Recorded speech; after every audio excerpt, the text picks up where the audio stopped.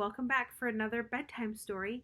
Tonight we're going to finish up our Frog and Toad stories. So we're going to read two tonight. And the reason we're going to read two tonight is because tomorrow is our MBC Kids Family Paint Night.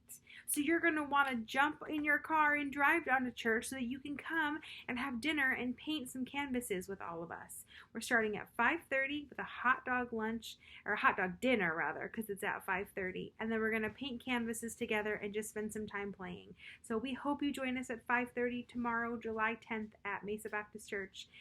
So we're going to finish our adventure with Frog and Toad tonight and see what happens. So the first part is Dragons and Giants. We're going to go this way. Frog and Toad were reading a book together. "The people in this book are brave," said Toad. "They fight dragons and giants, and they're never afraid." Hey, buddy, can you back up just a little bit? Because they can't see the pictures. Thank you. "I wonder if we are brave," said Frog. Frog and Toad looked into a mirror. "We look brave," said Frog. "Yes, but are we?" asked Toad. Frog and Toad went outside.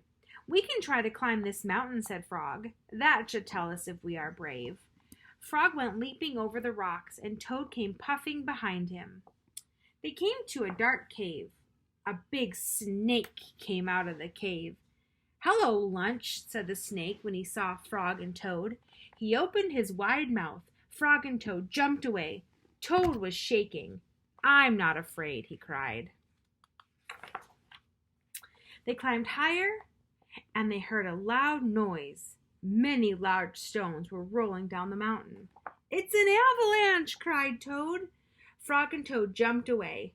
Frog was trembling. "I'm not afraid," he shouted. They came to the top of the mountain. The shadow of a hawk fell over them. Frog and Toad jumped under a rock, and the hawk flew away. "We are not afraid," screamed Frog and Toad at the same time.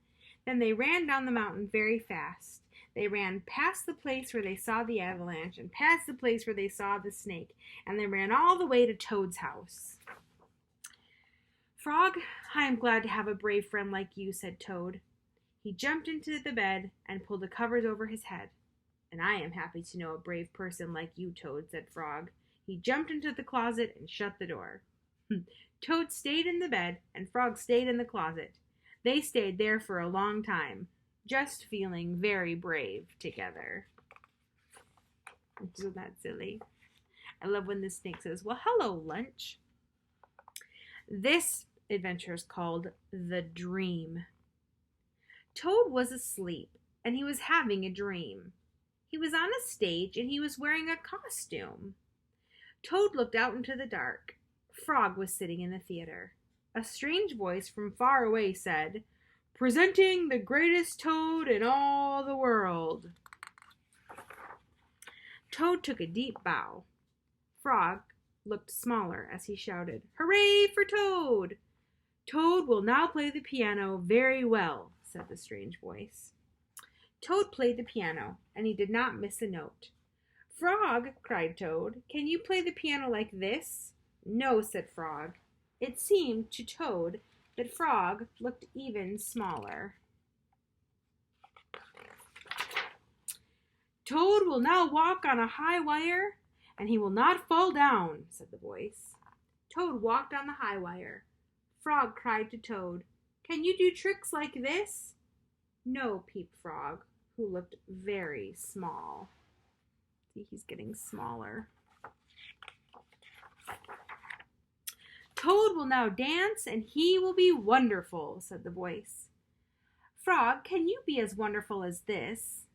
said Toad as he danced all over the stage. There was no answer. Toad looked out into the theater. Frog was so small that he could not be seen or heard. "Frog," said Toad, "where are you?" There was still no answer. "Frog, what have I done?" cried Toad. Then the voice said, "The greatest Toad will now—" "Shut up!" screamed Toad. "Frog, Frog, where have you gone?" Toad was spinning in the dark. "Come back, Frog," he shouted. "I will be lonely."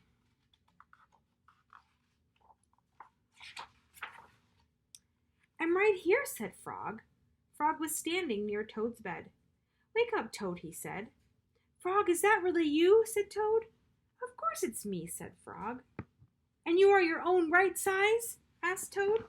Yes, I think so, said Frog.